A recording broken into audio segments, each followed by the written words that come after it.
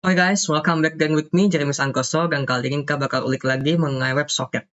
Nah, di sini WebSocket yang kita buat sebenarnya masih agak kekurangan. Gimana kurangnya? Yaitu ketika kita login ataupun belum login, WebSocketnya masih bisa diakses. Gitu. Kalian nggak percaya? Nah, kita bisa praktekin langsung di Postman.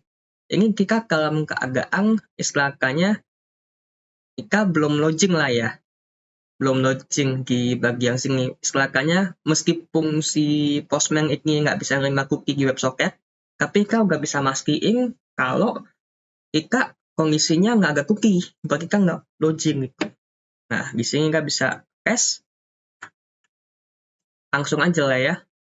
Di sini berarti kita tes juga kan sebenarnya, responnya nggak connect sebenarnya. Nah, di bagian sini kasih sikap dulu.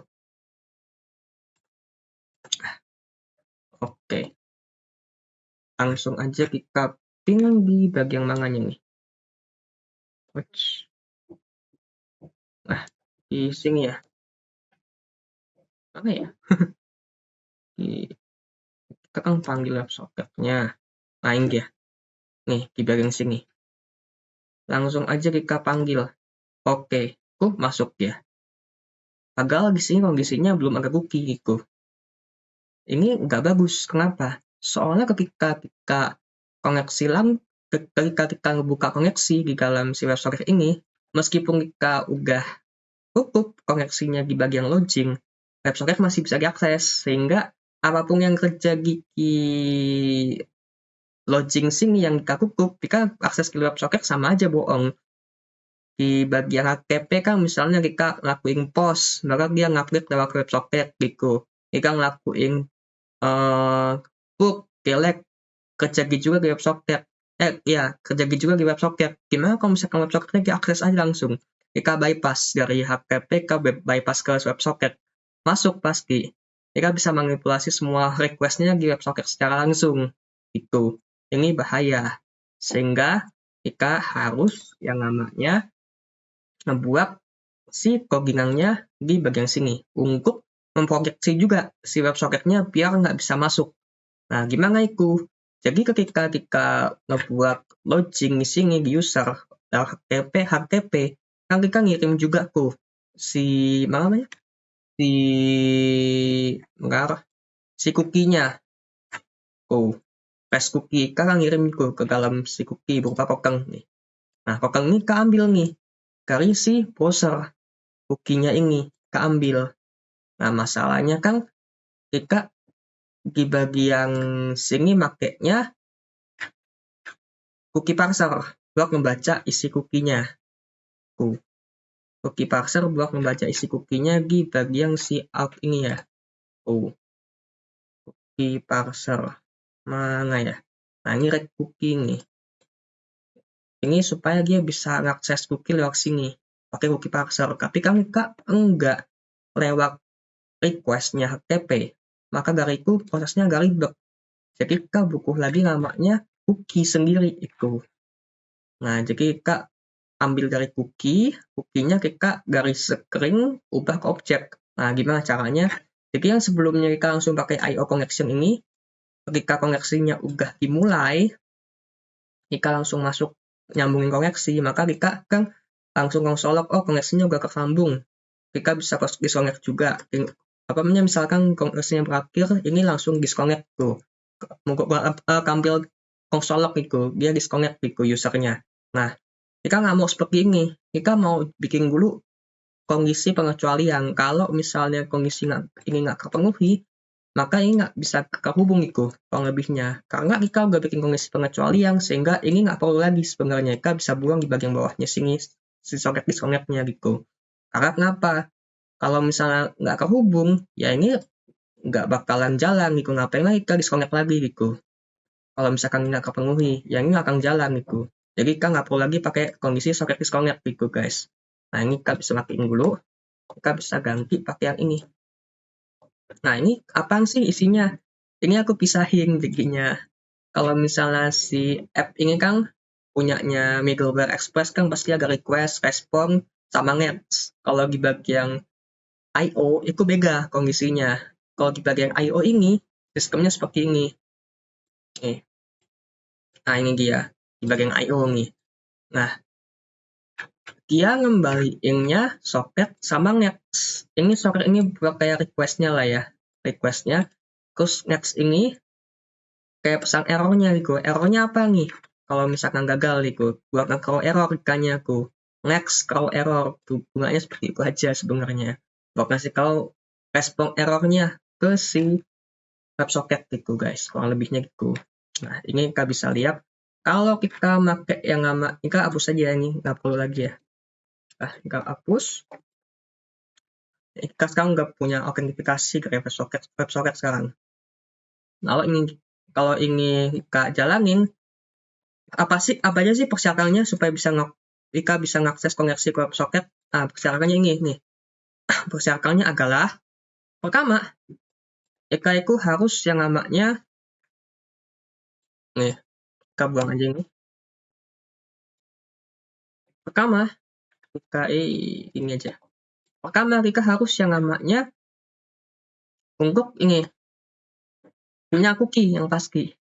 Iya dong, pasti punya cookie, itu udah harus lah. Ika udah harus punya cookie.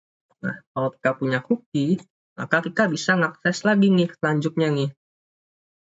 Ini buat kondisi aja ya, kalau misalkan dia nggak ada, maka ya itu undefined itu. Ini juga token, kita bisa langsung aja kalau misalkan token ada undefined itu.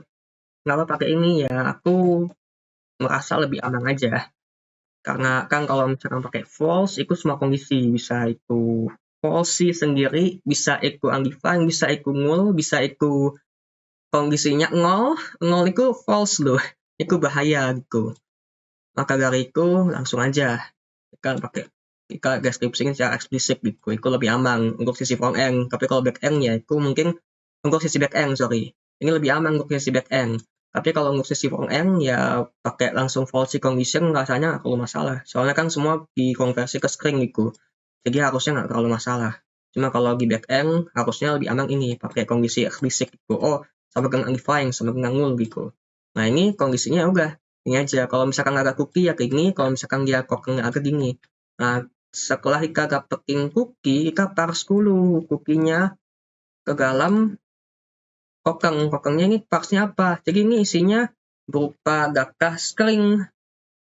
Kita parsing menjadi data yang namanya ini objek gitu. Kurang lebihnya gitu guys. Nah, kalau misalkan kalian mau lihat apa sih isi dari ini isi dari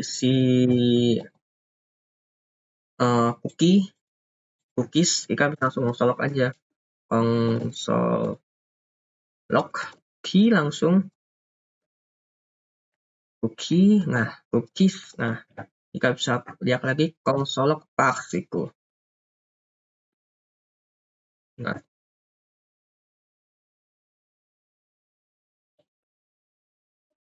parse. Nah, kita bisa lihat di sini.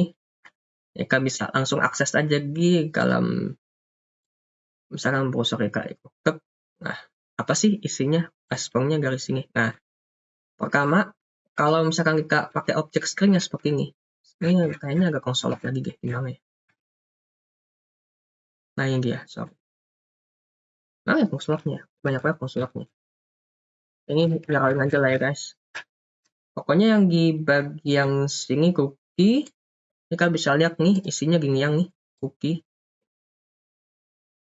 Ini isinya string semua. Token nih. Oh, ini isinya string semua nih. Kita nggak mau seperti ini. Kita maunya supaya dia ini bisa diparse jadi objek ini guys. Oh. Banyak banget ya. Kayaknya aku salah. Oh, itu deh.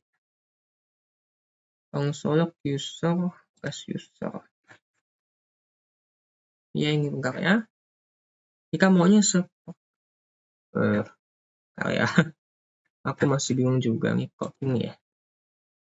Kita kasih parse ya jelas saja. Terus nggak kasih cookies. Nah gini. Jadi jelas nih. Ini cookiesnya seperti ini nih, isi cookiesnya. Tuh, ini isinya string semua. Kalau yang parse kayak gini, nah ini Ika jadiin objek dia, itu guys. Nah ini user dari mana ini? Ini konsolok, nah ini dia, ini konsolok ini nih. Tes token kalau misalkan berhasil nih isinya nih. Ini beda lagi ya guys ya. Ika bandingin seperti ini aja nih, dua ini. Tuh, Ika harus parsing dulu ke si objek dari si string ini biar bisa kebaca, tokennya bisa keambil gitu guys. Tokennya bisa keambil tuh.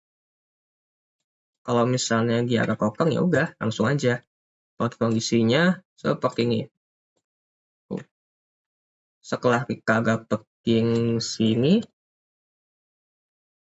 si cookie kan kita dapet nih. Kita dapetin si cookie. Cookie-nya apa? Kita dapet.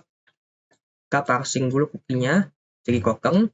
Nah, tokennya dapet ya udah langsung aja. Kita pakai JWT verify. Berdasarkan JWT script-nya apa gitu ya. Langsung aja kita token next gitu. Udah bisa jalan itu langsung jalan ke fungsi selanjutnya yaitu apa? S itu nih. Abuse langsung bisa dikirim. Yang ini nih, sorry. Udah ini langsung bisa dikirim ke bagian si selanjutnya ini. Middleware selanjutnya melalui request IO gitu. Itu guys. Selain itu jika bisa lihat kalau di bagian si browsernya mana aku punya aku Chrome baik di bagian sini